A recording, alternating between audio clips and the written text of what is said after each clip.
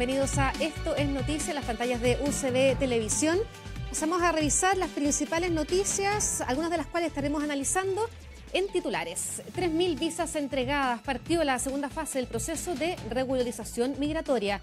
No hubo paro de gendarmes, se conforma mesa de trabajo. Ecuatorianos detenidos dicen que el sargento Palma les salvó la vida. Comienza segunda fase del etiquetado de alimentos, aumentan las restricciones y los empresarios las encuentran muy restrictivas. Multas podrían llegar a los 48 millones. La CUT propone un sueldo mínimo de 420.000 pesos. Hacienda está pidiendo realismo. Encuesta del INE a los hogares chilenos dicen que gastan más de 1 millón de pesos al mes. Sueldos bajos, un caro nivel de vida, hablaremos de endeudamiento. Nos tomamos todo el vino. Hay Maradona para rato, explicó el jugador, pero todo el mundo está hablando de su adicción a las drogas. ¿Cómo enfrentar esta enfermedad? Un interesante entrevistado nos explicará. Aquí comienza, esto es Noticia. Y estamos esta noche junto a Paula Molina de Radio Cooperativa. ¿Cómo estás, Paula? ¿Cómo estás? Muy buenas noches, muy contenta de estar acá. Gracias por la invitación. Bueno, y como les contábamos, estaremos hablando del tema de la adicción. Comencemos con eso. ¿Viste las imágenes de Diego Armando Maradona ahí en el estadio? Sí, un mundial lleno de emociones, lleno de sorpresas. Yo todavía no puedo creer que Alemania se haya quedado fuera. Y luego está lo del partido de ayer con las imágenes de Maradona, donde a mí me parece injustamente Maradona le roba toda la cámara a Messi o a las estrellas argentinas, pero más allá de las consideraciones futboleras, lo que deja las tomas que se hacen de Maradona es la de una persona que está en una situación, al menos en ese momento, sumamente complicada de salud, no sabemos por qué. Digamos. No sabemos por qué, recordemos que Maradona es embajador de la FIFA, tener a un embajador ahí en el estadio jugando a Argentina, en esa situación yo creo que es un tema que, lo decíamos en titulares, ha dado la vuelta al mundo y ha generado mucha polémica. ¿Qué está pasando con él? Tenemos un invitado aquí en el estudio, él es Jaime Vara, psicólogo clínico y especialista en adicciones. Jaime, buenas noches y gracias por acompañarnos. Buenas noches, no, gracias por la invitación. Feliz de estar aquí. Bueno, lo decíamos, también lo conversábamos antes de comenzar el programa, de estas imágenes que han dado la vuelta al mundo, de un Maradona eufórico, un Maradona que bailaba y después que se queda dormido. Y luego lo agarran entre 2, 3 personas y lo entran a una sala. Y lo que se ha dicho es que él había tomado mucho vino. ¿Qué es la primera impresión que te da ver estas imágenes de un hombre, como te decía, eufórico y luego dormido? Sí, bueno, todos sabemos un poco el historial de esta figura, ¿no es cierto?, del fútbol.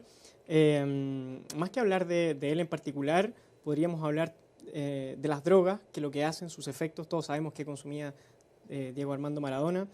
Efectivamente, sí, habían momentos, como tú dices, que estaba más eufórico y más deprimido, se dice en términos clínicos, como apagado, ¿no? No es que te baje como el ánimo, que te pongas triste, pero sí, en particular lo que se piensa siempre cuando una persona busca la psicoestimulación y luego la depresión, no solamente psíquica, sino que también corporal, pensamos al tiro en dos drogas que son muy hermanas a la hora de consumir, ¿ya? La primera es la cocaína, que no es solamente un psicoestimulante, la cocaína también es un analgésico, de hecho nos bloquea los canales de sodio del cuerpo, literalmente nos hace no sentir, por eso las personas que jalan cocaína se les duerme la nariz, por eso también en las películas vemos que cuando prueban la cocaína se la ponen en la lengua, eso es porque mientras más se le duerme la lengua, más pura, ¿no? Por eso, o sea, hay un efecto anestésico. Hay un efecto anestésico. Entonces, ¿qué pasa? Que la enfermedad de las adicciones, a mí me gustaría hablarle de manera simbólica, porque si bien hay todo un cuento fisiológico y neurológico que ocurre como consecuencia, la adicción es una enfermedad emocional, ¿ya? Es un síntoma de otro problema. Podríamos decir simbólicamente que ¿por qué consumes cocaína? ¿Qué es lo que no quieres sentir? Por ejemplo, que consumes cocaína para no sentir la emoción que te viene, no sé. Puede ser un estrés laboral, puede ser una pena, hay un montón de factores, me imagino. Sí, pueden ser muchas cosas. Lo primero que tenemos que entender es que hay personas que intentan resolver sus problemas componiendo música, otros intentan resolver sus problemas llegando más tarde a la casa, quedándose más tarde en la pega, y hay personas que intentan resolver sus problemas consumiendo droga. Obviamente la persona que se vuelve adicta a las drogas no se vuelve adicta a la sustancia primero, ¿no? Es más adicta al efecto que a la sustancia. Porque yo, como no sé manejar, reconocer, expresar y manejar la emoción que siento, prefiero cambiarla. ¿Pero no será antes de resolver esos problemas, tapar los problemas? Absolutamente. Es un intento de resolución fallido, ¿no es cierto? Súper poco adaptativo, porque finalmente no resuelvo nada, solamente lo evado como para taparlo. Ahora, Pero es bien interesante lo que tú planteas, porque las personas cuando tienen a un familiar o un ser querido en una situación de adicción, Ujú.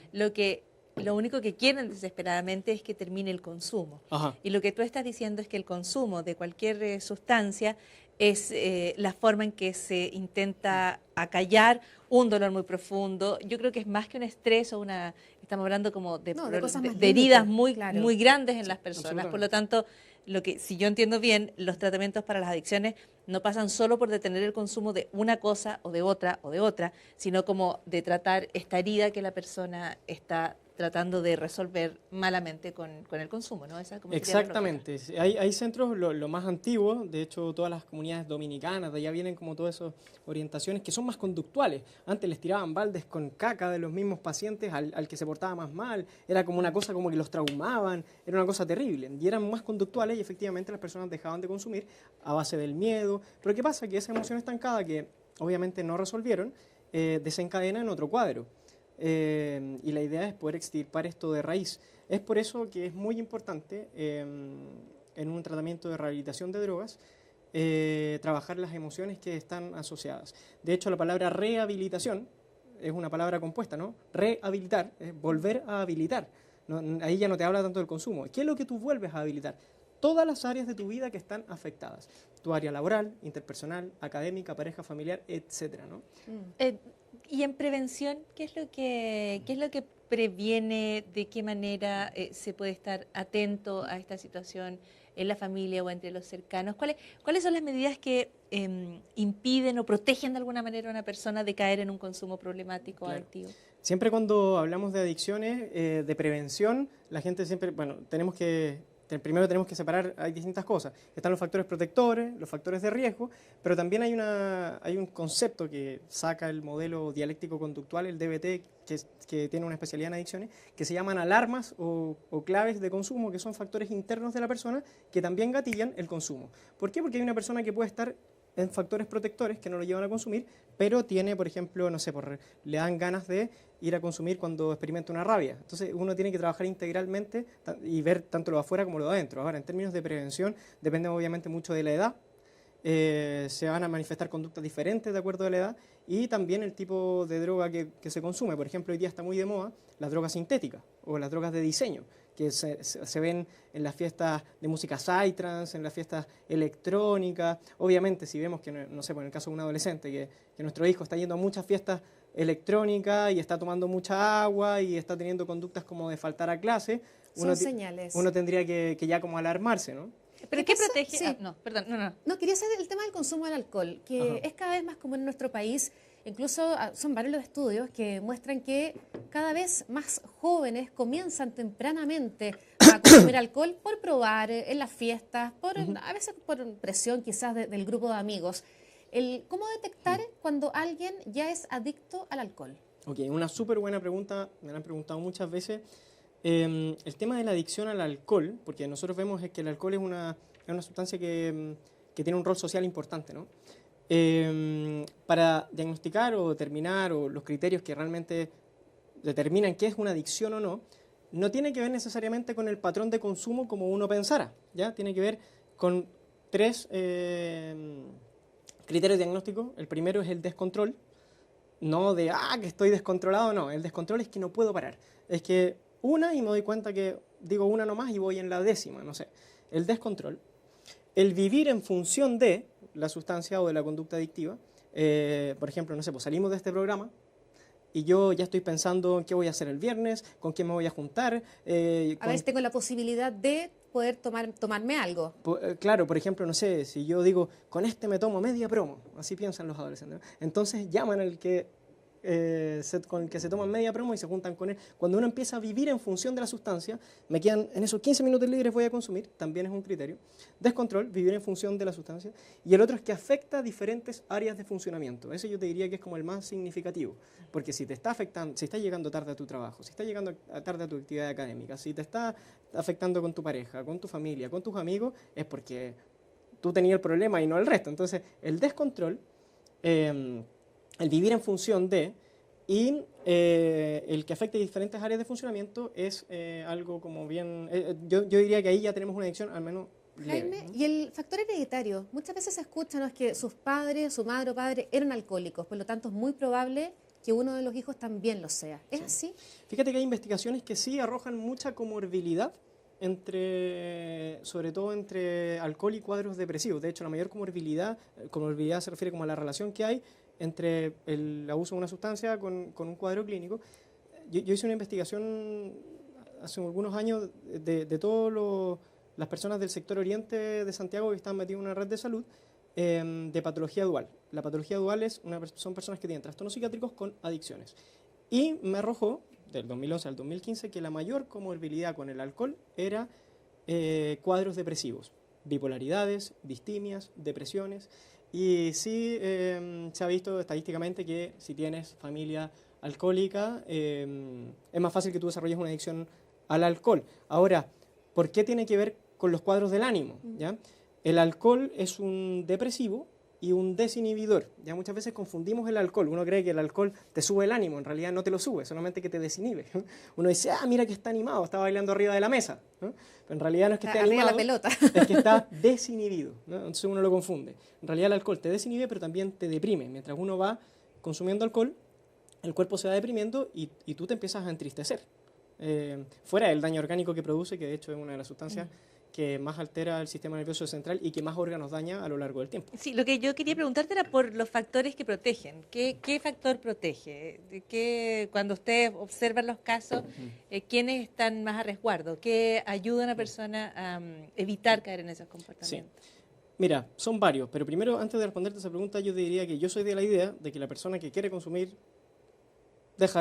consume, y la persona que no quiere consumir, obviamente se busca amigos donde no consumen. Ahora, factores protectores, deportes, vínculos interpersonales sanos y adecuados según el proceso evolutivo de cada persona, porque si yo me estoy relacionando de una manera patológica, estoy desarrollando un vínculo interpersonal inadecuado, obviamente que me va a afectar en todas las relaciones, en todas mis áreas de funcionamiento. Pasa mucho en la adolescencia que las drogas se empiezan a consumir en la adolescencia media, porque en la adolescencia media hay un proceso psicológico que se llama introversión activa, en donde los adolescentes dejan de depender emocionalmente de los papás para depender emocionalmente del grupo de pares. ¿Eso es qué edad más o menos? Eso es más o menos después de la edad del pavo, como estábamos hablando antes de entrar al programa. Eso ¿14 años? Sí, 14, 15 ya.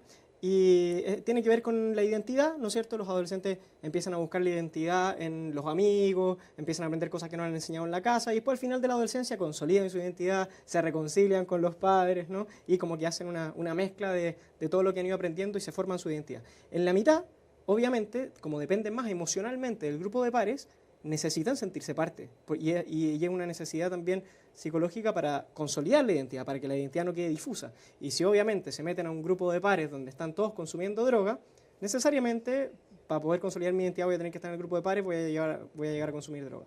Típico que en los adolescentes se empiezan a experimentar con distintas sustancias. A esa edad hay que preocuparse entonces, desde los adolescencia, 14, 13, Sí. 14 años. Yo te diría que de los pacientes que atiendo que tienen adicciones químicas, porque hay también adicciones conductuales, de los que tienen adicciones químicas, sustancias, drogas, partieron todos en la adolescencia, la mayoría. Y esto que comentabas de adicciones químicas y conductuales, ¿nos puedes hacer ahí la diferencia? Sí, lo que pasa es que el último manual de diagnóstico clínico de Estados Unidos, el DSM-R, o sea, el DSM-5R, separa las adicciones en dos tipos, ¿ya? Las adicciones químicas y las adicciones conductuales. Las adicciones químicas son todas las que son por sinapsis química, por neurotransmisión cerebral, que tiene que ver con sustancias, drogas, alcohol.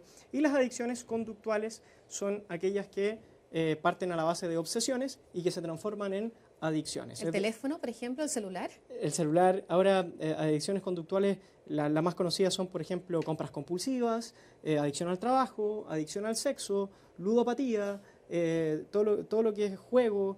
Hay muchas adicciones. Lo que pasa que, ¿cómo se transforma? Bueno, obviamente cualquier actividad placentera pudiese transformarse en una adicción si lo vemos desde la perspectiva de las adicciones conductuales. Las obsesiones son pensamientos rumiativos, es decir, que se quedan como las vacas, ¿no? Que rumean. O sea, que pensamientos rumiativos que se instalan en la mente y que generan una ansiedad tal que uno necesita generar una compulsión o un acto, ¿no es cierto?, para disminuir esa ansiedad. Y eso puede ser comprando, jugando, teniendo sexo, trabajando. Y las adicciones químicas, si bien no están a la base de obsesiones, están llenas de pequeñas obsesiones, ¿no? A pesar de que la adicción es diferente a la obsesión, todas las adicciones están llenas de pequeñas obsesiones. Entonces uno podría ir como viendo y siempre se trabaja lo obsesivo en una adicción. Todo esto ocurre en un espectro, ¿no? O sea, yo digo porque hay personas que pueden estar viendo el programa y decir, oh, yo tengo pensamiento rumiativo, yo quiero el viernes ir a una fiesta, ¿no? Claro, entonces, no quiero necesariamente comprar mucha ropa. Me gustaría ir a comprar. No, todo esto pasa en un espectro donde Sí. supongo que aquí hay cero pensamiento rumiativo y todas las tiquitas acá y aquí está, digamos, para el gato y yendo a la consulta Lo que contigo. pasa que- Entre medio. Sí, ¿Cómo sí. se identifica? Qué Claro. bueno que lo dices, porque en realidad yo estoy tan acostumbrado que se me olvida cómo diferenciar eso, pero es cierto, o sea, una obsesión es diferente a un pensamiento rumiativo.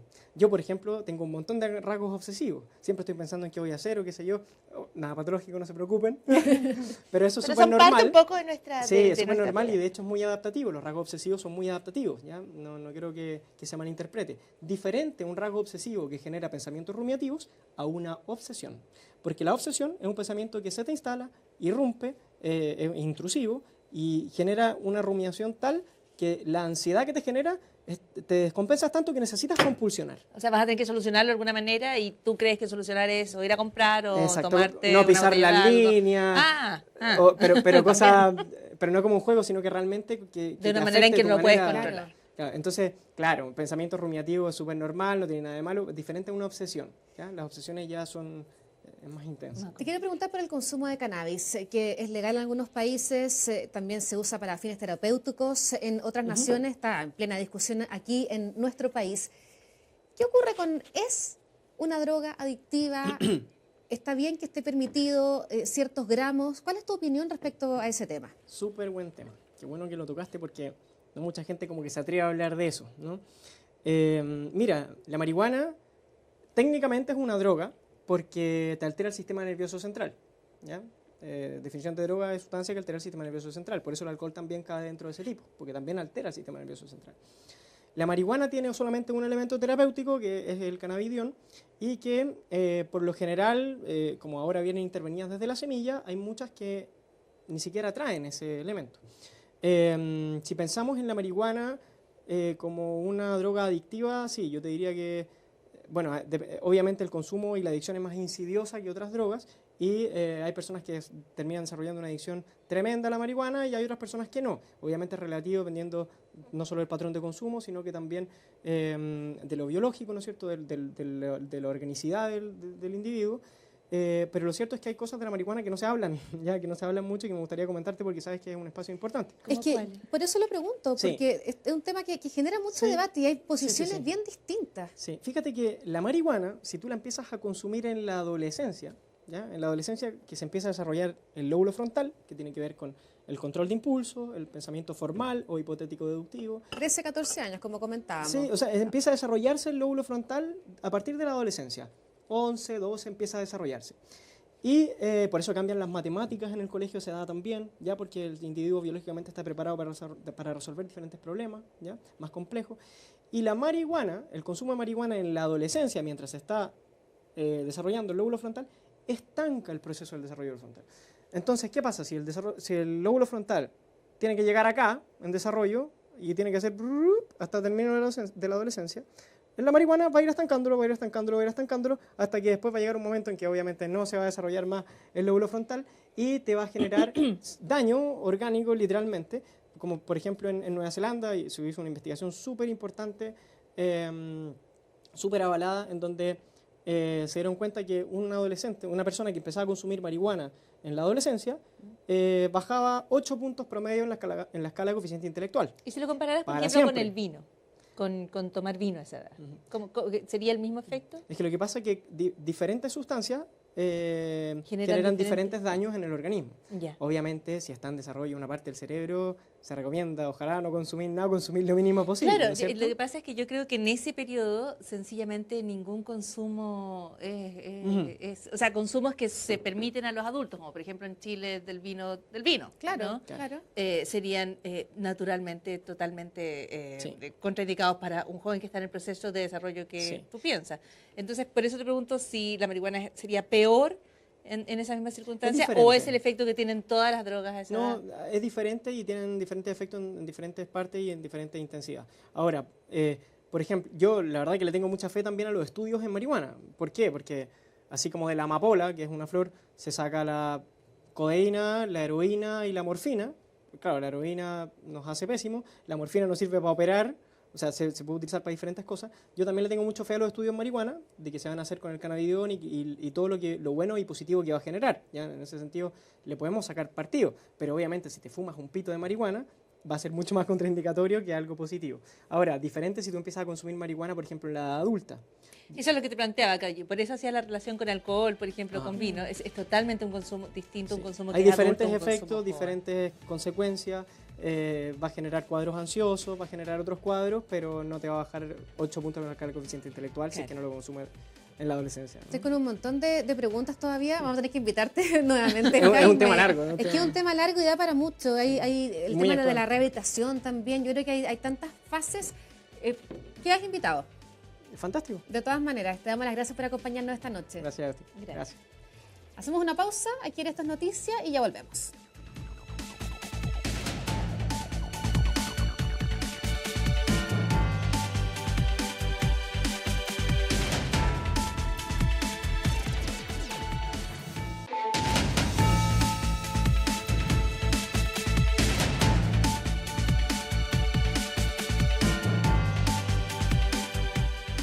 Estábamos conversando aquí con Paula Molina del gasto de la vida, que sube día a El costo de día. la vida sube otra vez. El costo de la vida sube otra vez, como dice una famosa canción de Juan Luis Guerra. Exactamente. Y claro, se acaba de publicar un estudio del INE donde habla del gasto promedio de los hogares en las principales ciudades de Chile, que supera el $1.000.000.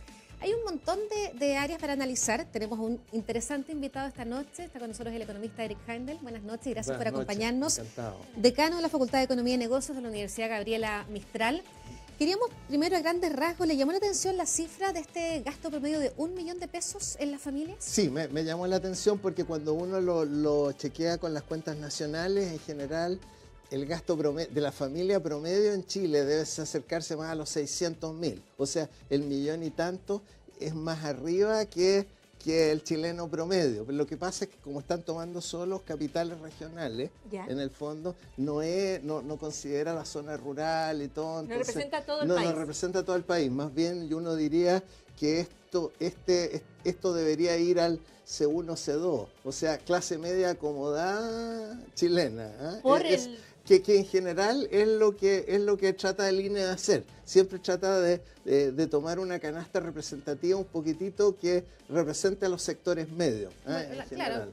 Ese es el, Y por eso el número parece tan alto, porque Parece está un tomando número solo tan las alto. En capitales realidad, si regionales. uno lo toma más bien promedio, cuentas nacionales, la realidad el chileno medio es mucho peor, digamos, más bien sería del orden de 500, 600 mil el gasto de una familia promedio, no más de 1 millón como le está dando al INE. Ya, ¿y el ingreso promedio? Y el ingreso promedio Haciendo la misma diferencia. también sería de ese orden. Entonces, ¿qué pasa? Por lo tanto, esta encuesta estaría representando más bien sectores medios.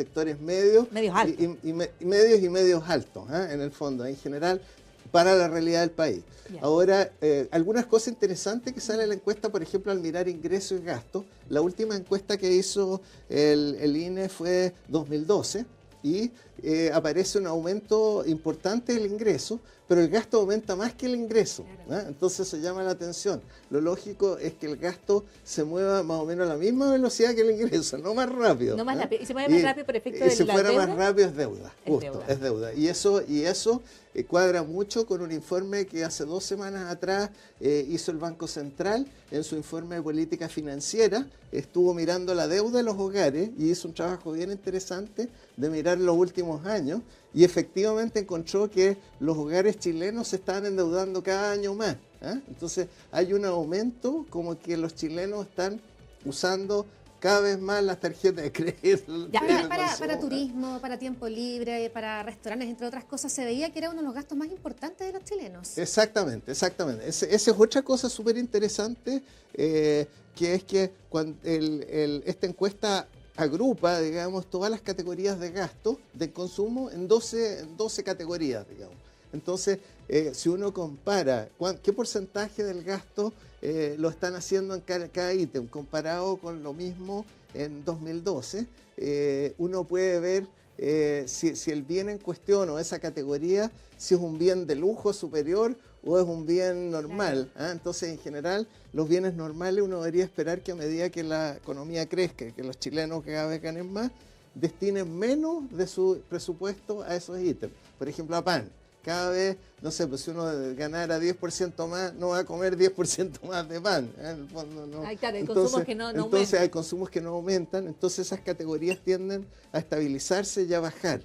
Por otro lado, la gente al tener más ingresos, los bienes superiores, los bienes de lujo, digamos, viajes, turismo, restaurantes, por ejemplo, la partida restaurantes y hoteles aparece como la con mayor incremento. Entonces eso está indicando que esa categoría en realidad la gente en la medida que tiene un poco más de plata trata de gastar más en eso. Desproporcionadamente más. Eric, uno podría decir, a ver, la gente está gastando más de lo que tiene, o también hay expectativas de que la situación económica podría mejorar, entonces esto me va a permitir el día de mañana y se caiga a veces en un círculo vicioso. Las dos cosas son ciertas, o sea, seguramente la persona que está gastando más que lo que sus ingresos, claramente está recurriendo a deuda y está apostando en el fondo a que va a poder pagar la deuda con sus ingresos futuros. O sea, implícita en esa estrategia hay expectativa, digamos, de que el ingreso va a seguir creciendo y todo. Y bueno, y esas expectativas vienen de largo si uno mira los datos del Banco Central, que la gente cada vez va tomando más deuda. Obviamente esto tiene límites, o sea, hay un minuto en que en el fondo uno debería estabilizar la relación de la deuda con respecto al ingreso. Uno no puede tener una deuda que crezca en forma explosiva con el ingreso, porque en el fondo, al final, la deuda se hace impagable. Y un negocio para los bancos también. Es un tremendo negocio para los bancos mientras paguen. Claro. Sí, en el minuto en que... Pero el nivel pero chilenos y chilenas pagamos muchísimo. Se paga bastante, pero también hay mucha morosidad. Por ejemplo, hay un índice que de hecho me tocó elaborar a mí cuando estuve hace tiempo, que lo hicimos junto con Equifax, procesando todo lo que la gente que estaba en DICOM y en la Cámara Chilena de Comercio. En el fondo miramos la cantidad de gente que estaba en DICOM, digamos, o sea, que no había pagado, y la morosidad, un índice de morosidad. Y se ve que el índice de morosidad también está subiendo. O sea, por lo tanto, hay más deuda y también hay más morosidad. O sea, en el sentido... Eso es lo que hace la economía tan interesante, ¿no? Primero que hay siempre distintos factores. Por ejemplo, uno podría pensar cuando aumenta el gasto en restaurantes para este grupo específico de personas. Esto no es todo Chile, sino que son capas más altas. Es la clase media. Es la clase media alta. Se puede generar, entonces se puede dinamizar un rubro que da trabajo, que genera emprendimiento. Ahora, respecto a la deuda, yo creo que hay un punto ahí en la duda, que es suponer que somos todos racionales y que tomamos las decisiones pensando si van a mejorar las cosas o no.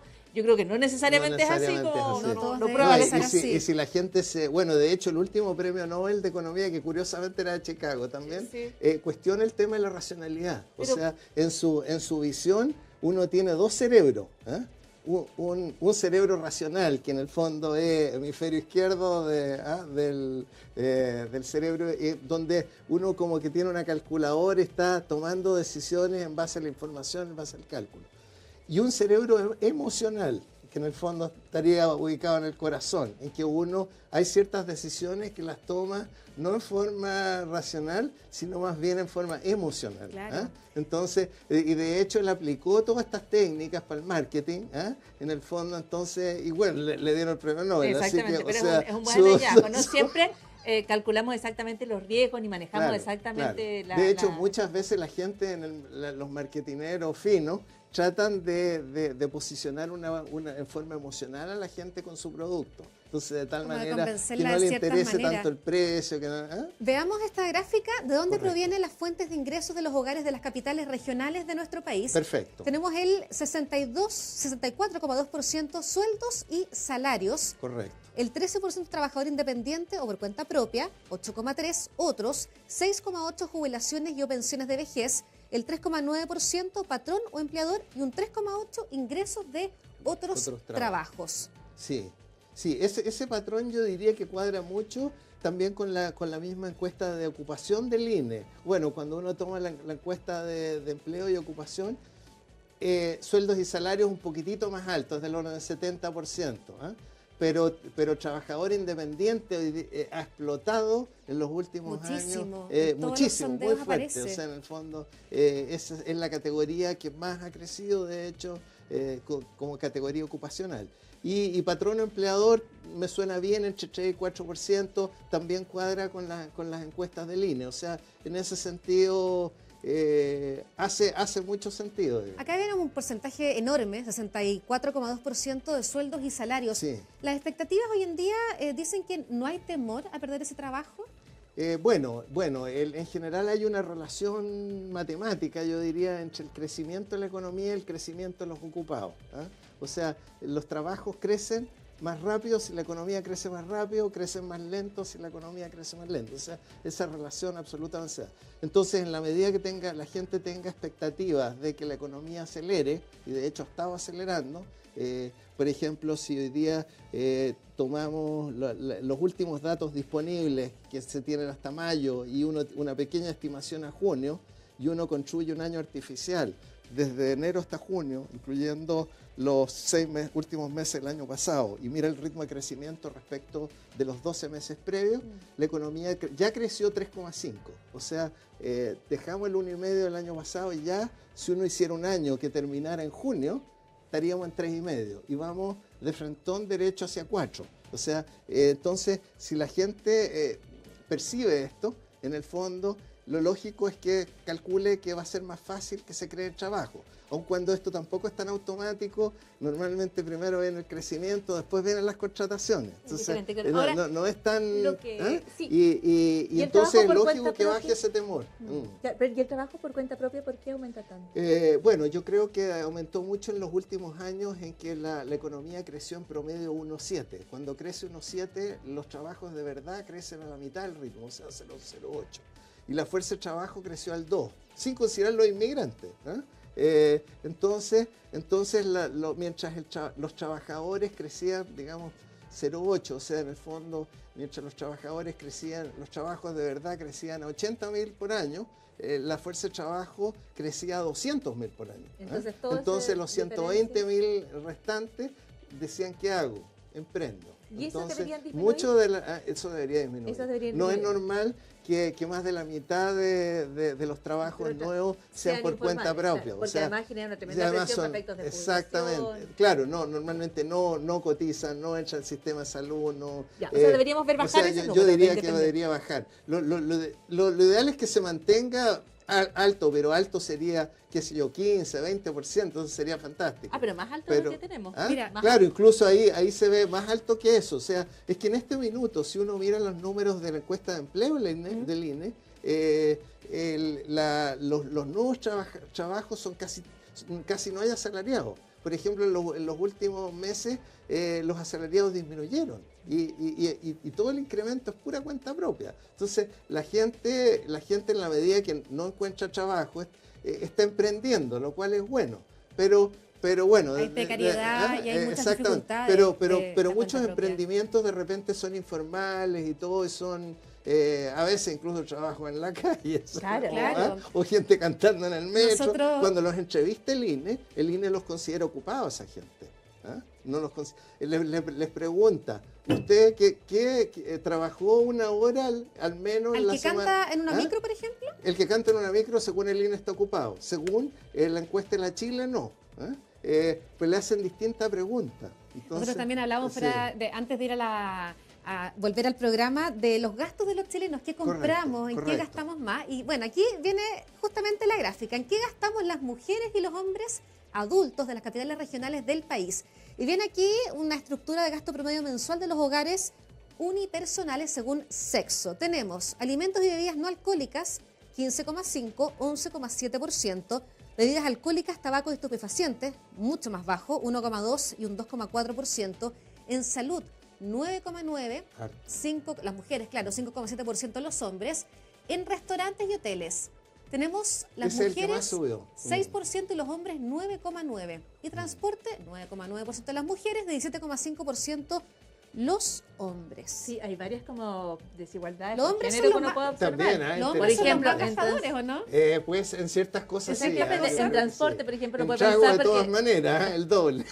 en transporte porque los hombres, todavía las mujeres no se incorporan tan masivamente Eso al mundo es del muy trabajo. cierto, eso La es muy mujer en cierto. salud. No, Hemos eso hablado es del tema de los Porque planes la de ISAPRE les salud, cobra más. Porque las ISAPRE les cobra más. Claro, ahora, Exactamente. este es un hogar unipersonal. Una persona. Ah, claro, unipersonal. pero es que podría ser mujer o hombre. Sí, pero que bien sea específico el unipersonal. tipo de hogar. ¿Cuántos hogares unipersonales hay? en Muy Chile? pocos, muy pocos. Muy pocos, ¿no? O sea, la mayor claro. parte de- Claro, el grueso es una familia, digamos. Estos son unos solteros, así como- Yo tengo más preguntas. Vamos a hacer una Encantado. pausa cortita y vamos a volver a conversar con Eric Handel, el decano de la Facultad de Economía y Negocios de la Universidad Gabriela Mistral. Ya volvemos.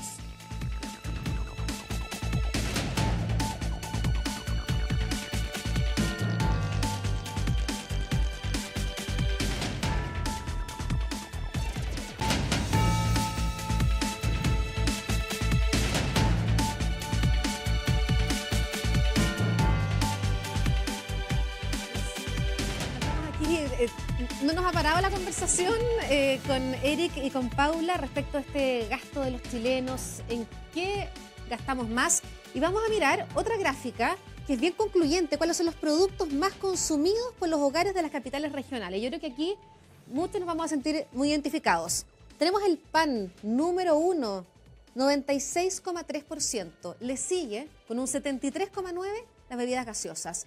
Hay la carne de vacuno, tomate. Último lugar, 48%, según este estudio, las lechugas. ¿Te sientes identificada, Paula, con alguno de estos productos? Absolutamente. Bueno, el pan, o sea... Absolutamente, porque yo creo que son los consumos que tenemos los chilenos y las chilenas y en los cuales, o en torno a los cuales deberíamos quizás empezar a repensar. Por ejemplo, el tema de las bebidas gaseosas, que hoy día Exacto, está exacto. en el debate A mí me respecto llama a los muchísimo la sellos, atención a los ese consumos de porcentaje. sellos.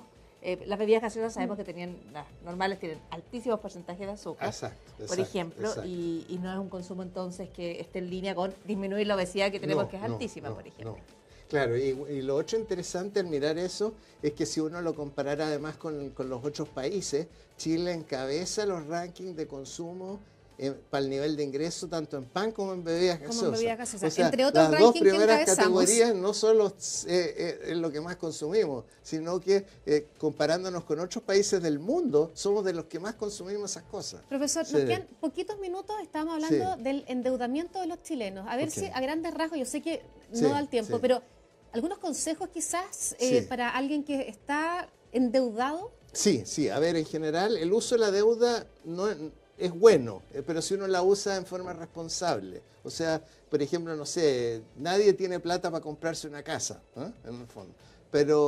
Pero si uno ahorra para el pie y después en vez de pagar arriendo, paga un dividendo, en el fondo, ahí uno está tomando una deuda. Pero esa sería una deuda responsable, porque en el fondo uno se está endeudando. Y a largo plazo, a 15, 20 años, en vez de haber pagado 15, 20 años de arrienda, uno se va a hacer dueño de esa casa. Depende de la tasa, pues, profesor. También depende. No, pero bueno, en general, entonces, uno debería gastar una cierta proporción máxima del ingreso en servir ciertas deudas. O sea, como que hay ciertas relaciones entre la deuda y el ingreso. Entonces, lo peligroso no es la deuda en sí misma, sino cuando la deuda está subiendo en relación al ingreso, Y el ingreso el ingreso está así o está creciendo muy lento y la deuda va creciendo en espiral. Esa situación es peligrosa porque en el fondo con esas situaciones las personas se van acogotando. Entonces, cada vez necesitan destinar una fracción creciente de su ingreso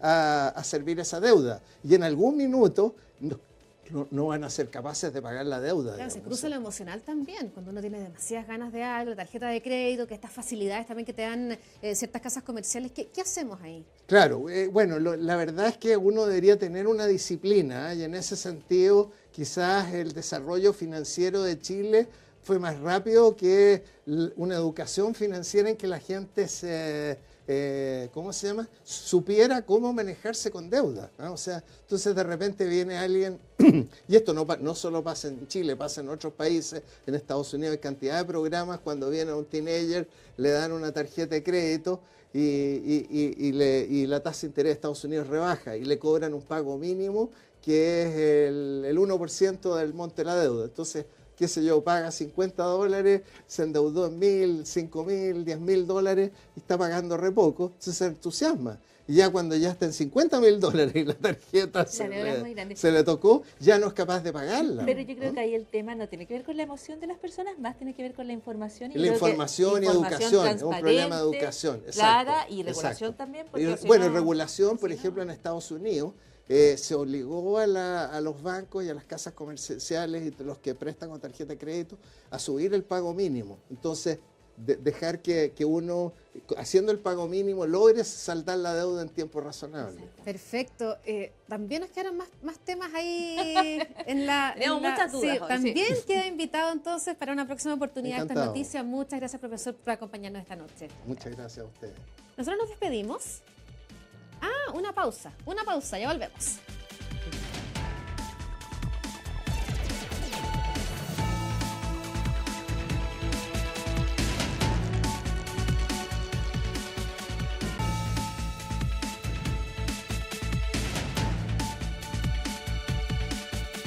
Se nos acabó el tiempo, Paula Molina. Tantas dudas. Tantas dudas, tantos temas. Bueno, pero para eso esto es noticia cada día. Yo te tenía que contar algo interesante, pero lamentablemente me están diciendo que hasta aquí nomás llegamos. Ok. Así que te lo Hasta cuento mañana. cuando vayamos a, La cuenta de la próxima. al corte. Nos reencontramos, que estén muy bien y buenas noches. Muy buenas.